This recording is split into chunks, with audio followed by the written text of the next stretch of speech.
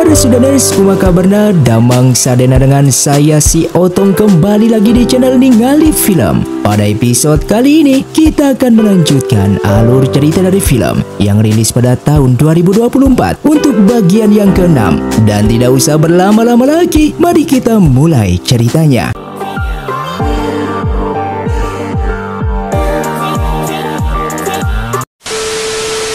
Film pun dilanjutkan dengan diperlihatkannya mereka yang melanjutkan perjalanannya menuju Gunung Kunlun yang bertujuan untuk menyegel pintu Kunlun, pintu masuknya para siluman ke alam manusia, sekaligus memperbaiki Dahuang yang kini mulai runtuh. Hingga sampailah mereka di Gunung Kunlun dan bertemu dengan kakeknya Yinglei bernama Yingzhou dan yang satunya lagi adalah Zuin. Mereka berdua ini merupakan dewa Gunung Dahuang.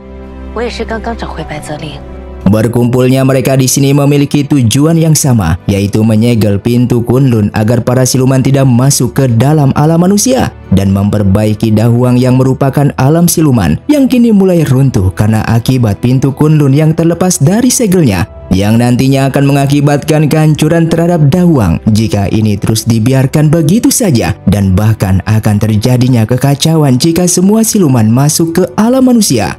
Wen Xiao lalu mengatakan, walaupun ia sudah menemukan kekuatan Baize bisa menyelamatkan Dahuang atau tidak, ia pun tidak bisa menjanjikannya karena ia juga membutuhkan mereka yang merupakan dewa gunung untuk membantu memberikan kekuatan segelnya itu kepada pintu Kunlun. Kemudian ia pun bertanya apakah Zuin merupakan dewa obor yang legendaris itu, karena menurut legenda dewa obor merupakan dewa naga yang paling misterius yang mampu merubah waktu siang menjadi malam dan malam menjadi siang. Lalu kakek Yingzhou memperlihatkan mereka pintu Kunlun. Formasi 28 ras bintang yang menyegel pintu tersebut sudah hampir musnah, dan jalan satu-satunya untuk memperbaiki segel tersebut hanya dengan menggunakan kekuatan Baize, sehingga dengan itu mereka dapat menyelamatkan Dahuang yang kini mulai runtuh.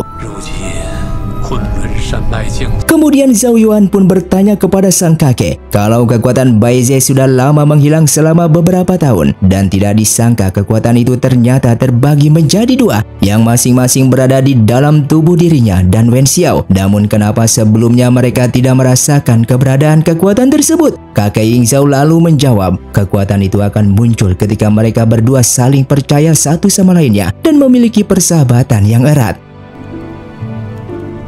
Zuin lalu menjelaskan kepada mereka semua kalau untuk memperbaiki segel formasi bintang pintu Kunlun, mereka harus membutuhkan kekuatan spiritual yang banyak. Oleh karena itu ia meminta mereka semua untuk beristirahat dan menunggu sampai esok hari.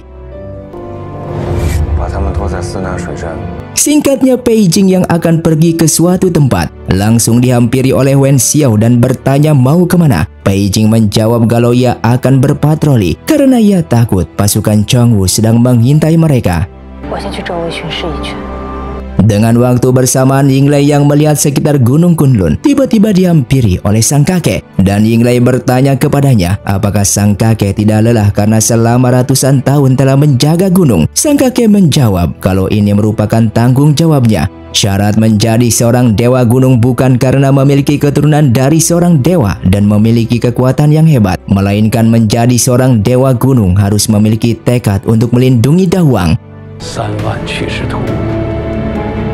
Kembali kepada Zhao Yuan yang merasa khawatir terhadap dirinya sendiri dengan memberitahukan kepada Wen Xiao kalau besok malam merupakan malam bulan darah tiba, yang membuatnya akan kembali dilahap oleh aura jahat dan membunuh orang-orang yang di sekitarnya dengan keadaan tidak sadarkan diri, seperti yang membunuh orang-orang biro pemburu siluman di saat dulu.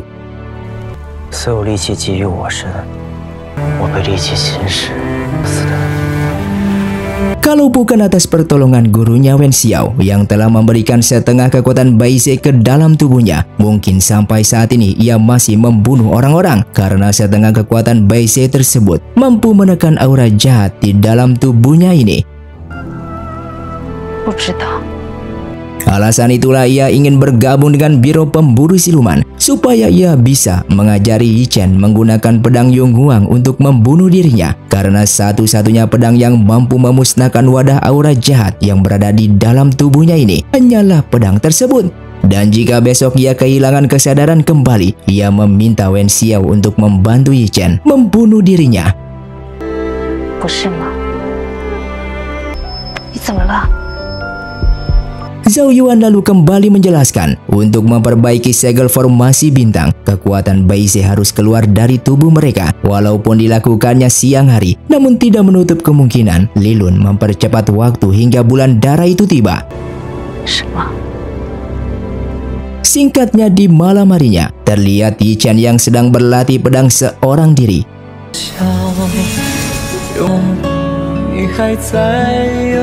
Sedangkan Bai Ju tak sengaja melihat Pai Jing yang sedang mengobrol dengan ketua Chongwu yang sudah berada di Gunung Kunlun.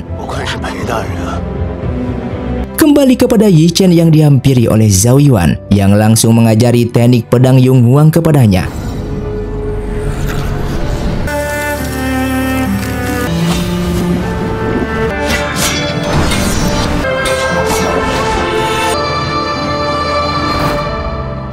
Yi Chen yang tersadar kembali langsung bertanya siapa pendekar itu, dan Zhao Yuan menjawab kalau pendekar itu bernama Bing Yi yang merupakan leluhur Yi Chen, pemilik pertama pedang Yung Huang. Serangkaian jurus pedang tadi merupakan jurus pedang yang dulu digunakan oleh Bing Yi di saat membunuh Yinglong, yang merupakan siluman naga zaman kuno yang sangat kuat daripada dirinya. Jika dulu Bing Yi bisa membunuh Yinglong dengan menggunakan teknik itu, tentu saja teknik itu pun bisa membunuh dirinya. Alasan ia mengajari teknik itu kepada Yi Chen karena memang dari awal ia ingin dibunuh olehnya dengan menggunakan pedang Yung Huang tersebut, dan ia tidak menyesal memberitahukan teknik itu kepadanya. Namun di sini Yi Chen tidak mengerti maksud dari Zhao Yuan karena selama ini ia melihat Zhao Yuan yang tidak ingin mati. Namun kenapa tiba-tiba Zhao Yuan justru mengajari teknik ini kepada dirinya? Padahal Zhao Yuan pun tahu kalau ia memang dari dulu ingin membunuhnya, yang merupakan siluman yang telah membunuh ayah dan kakaknya. Zhao Yuan pun menjawab kalau besok ia dan Wen Xiao akan memperbaiki segel, dan jika memang ia kembali tidak sadarkan diri dan membunuh orang-orang, maka ia memintanya untuk membunuh dirinya dengan menggunakan teknik tersebut. Singkatnya, keesokan harinya, mereka berempat pun sudah berkumpul untuk memperbaiki segel formasi bintang pintu Kunlun, dan syarat untuk memperbaikinya, kekuatan mereka tidak boleh terputus hingga perbaikan selesai.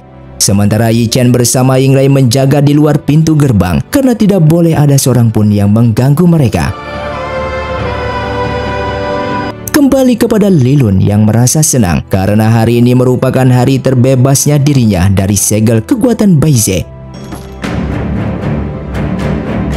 Mereka berempat yang melakukan formasi.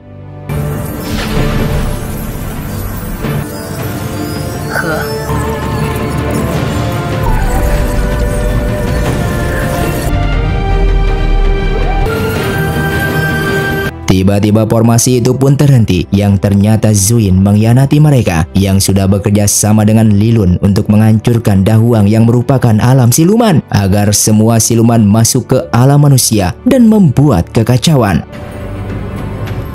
Sedangkan Yi Chen dan Ying Lei telah kedatangan ketua Chongwu bersama pasukannya, sehingga pertarungan pun terjadi.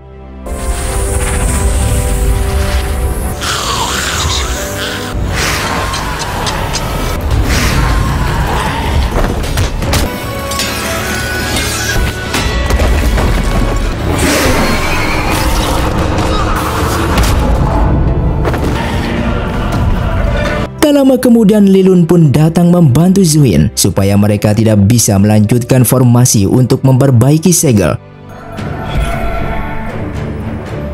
Alasan Zuin ingin memusnahkan manusia karena dulu ia pernah bertemu dengan seorang pelajar yang setiap harinya datang ke kuil miliknya yang sudah terbengkalai hanya untuk meminta bantuan dirinya agar lulus dalam ujian. Ia yang merasa kalau pelajar ini memiliki hati yang baik, ia pun mencoba menolongnya dengan memberikan buku pelajaran agar pelajar itu bisa lulus dalam ujiannya. Hingga bertahun-tahun lamanya, ia selalu bersamanya yang sudah ia anggap sebagai muridnya sendiri. Namun di malam itu, pelajar tersebut justru memberikan racun ke dalam teh yang membuat dirinya tidak bisa berbuat apapun. Bahkan pelajar itu ingin membunuh dirinya dengan beranggapan kalau siluman tetaplah siluman yang harus dimusnahkan. Mendengar alasan itu, Zhao Yuan langsung mengeluarkan aura jahatnya dan memberikannya kepada pedang Yunhuang.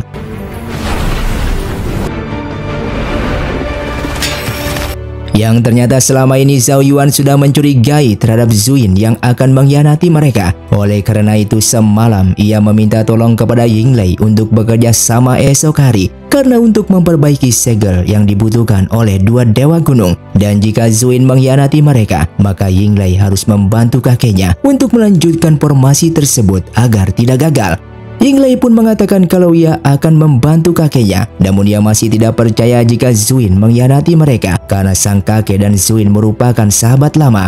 Zhao Yuan pun menjawab kalau ia mencurigai Zuin karena di saat pertama kali ia bertemu dengannya, ia melihat di tubuhnya memiliki banyak aura jahat. Kemudian ia juga meminta Yi Chen untuk tidak menolongnya terlalu awal karena ia ingin mendengar rencana jahat apa yang mereka buat dan kapan waktunya Yi Chen datang untuk menolongnya, yaitu setelah ia memberikan aura jahat kepada pedangnya.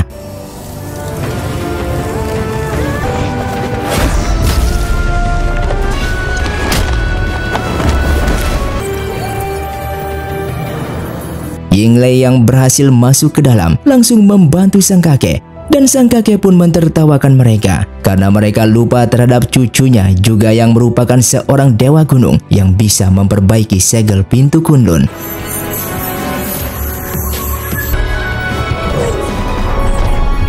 Dengan keadaan terdesak, Zuin langsung menggunakan teknik andalannya karena ia merupakan seorang siluman naga obor kuno yang mampu merubah waktu siang menjadi malam dan malam menjadi siang hanya dengan menggunakan matanya dengan waktu yang sangat singkat.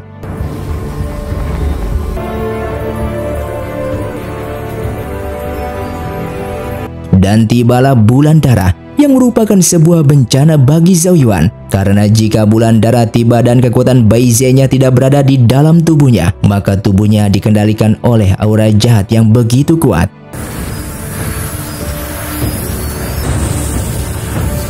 Sementara Baiju yang selamat dan bertanya kepada Peijing apa yang sudah dilakukannya dan siapa orang-orang tadi. Peijing beralasan kalau tadi merupakan pasukan Chongwu dan ia juga tidak tahu apa yang akan dilakukan mereka. Karena di saat ingin bertanya tentang hal itu kepada mereka, tiba-tiba Baiju justru datang sehingga ia dipukul dari belakang hingga pingsan.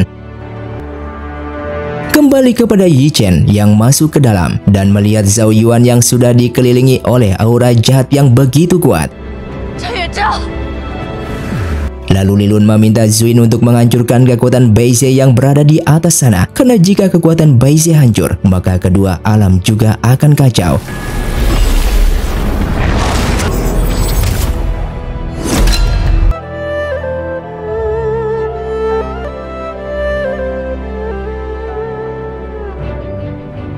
Kekuatan Baize yang hancur membuat Li Lun berhasil keluar dari penjara segel tersebut.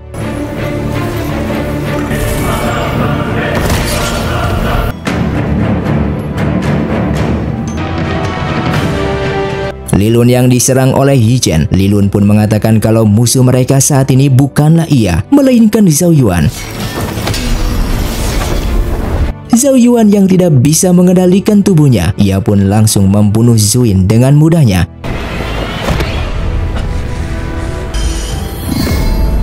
Sang kakek lalu meminta Yinglei untuk membantunya membuat formasi penjara.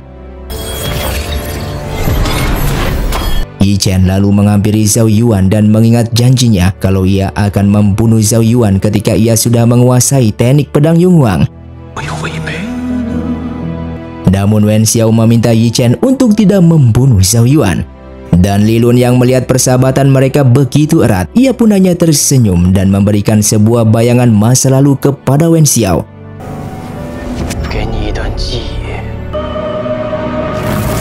Di saat itu, ia yang memiliki kesalahan karena masuk ke alam manusia tanpa izin dan membunuh orang-orang di sana, sehingga ia akan dihukum oleh Wan Er yang merupakan gurunya Wen Xiao, pemilik kekuatan Baize. Lalu Zhao Yuan pun datang dan langsung menyerang, sehingga Wan Er berhasil menyegelnya.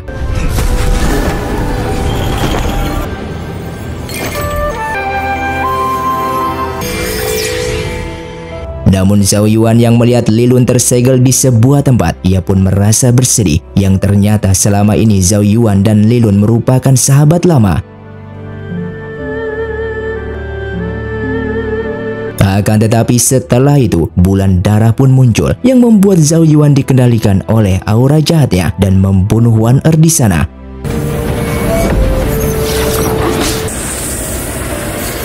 Bahkan Zhao Yuan membunuh orang-orang dari Biro Pemburu Siluman.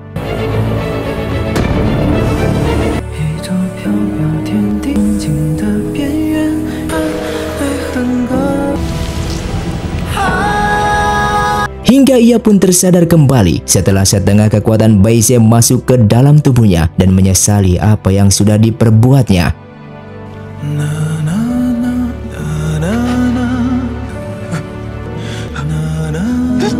Wen Xiao yang baru mengetahui kalau gurunya telah dibunuh oleh Zhao Yuan, namun ia tetap tidak membencinya karena Zhao Yuan juga tidak ingin seperti itu. Lalu tak lama kemudian, datang Pai Jing bersama Bai Ju yang langsung menyerang Li Lun, sehingga Li Lun pun kabur dari sana.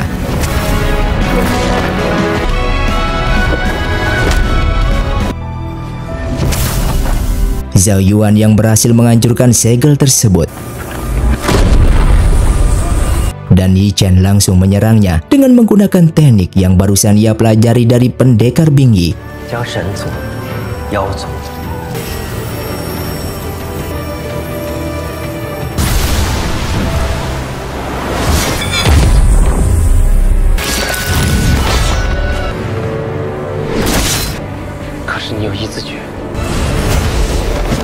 Dan di saat ia terkena serangan dari pedang tersebut, ia pun setengah sadar dengan meminta Yi Chen untuk membunuh dirinya sekarang juga.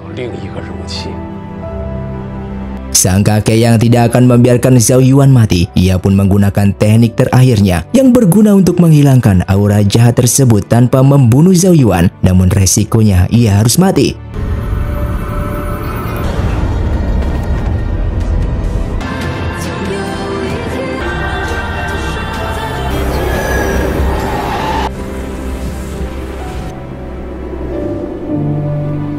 Zhao Yuan yang sudah tersadar kembali, ia pun begitu bersedih karena ia tidak dibunuh oleh Yi Chen.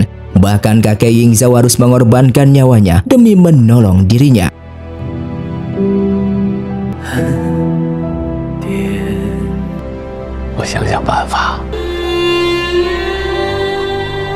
Singkatnya beberapa hari kemudian, Zhao Yuan yang masih menyesali atas perbuatannya yang mengakibatkan kekuatan Bai Ze hancur, melukai teman-temannya, dan bahkan mengorbankan seorang kakek yang telah menyelamatkan dirinya.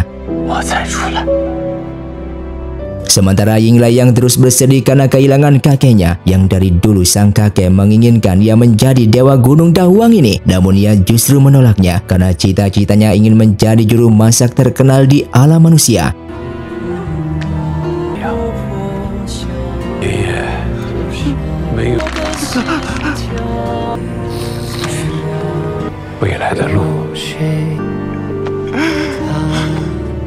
Di sisi lain, Zhan Mei yang memberikan selamat kepada ketua Chonghu karena berhasil menghancurkan kekuatan Bai Ze dan selanjutnya adalah mendapatkan internal milik Zhao Yuan. Dan beberapa hari kemudian, terlihat mereka yang berpamitan kepada Yinglai karena akan pergi untuk memperbaiki kekuatan Bai Ze, yang ternyata sebelumnya kakek Ying Zhao telah memberitahukan kepada Yinglai cara untuk memperbaiki kekuatan Bai Ze, yaitu dengan pergi ke Dahuang lalu temukan sungai yang tertutup es dan kayu ajaib. Namun kini Yinglai tidak bisa ikut dengan mereka lagi karena ia akan meneruskan perjuangan kakeknya untuk menjadi dewa gunung. Kemudian ia pun memberikan pusaka dewa karena bagaimanapun juga perjalanan mereka masih jauh yang mungkin nantinya akan berguna.